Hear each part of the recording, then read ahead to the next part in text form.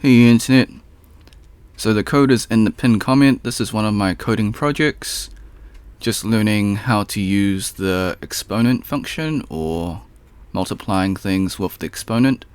So how this calculator works is you input the magnitude and it will print out and display the energy released as well as the magnitude, also the petajoule equivalent. So magnitude 7.6 or whatever number you want. We're going to choose 7.6, and it gives you the magnitude, gives you the energy release in ERGS, which is also equal to 15.84 petajoules. Alright, thanks for watching. Hope you had a great day. Be sure to like, subscribe, share with your friends, ring the bell, turn on all notifications, leave a comment below. Until next time, see ya.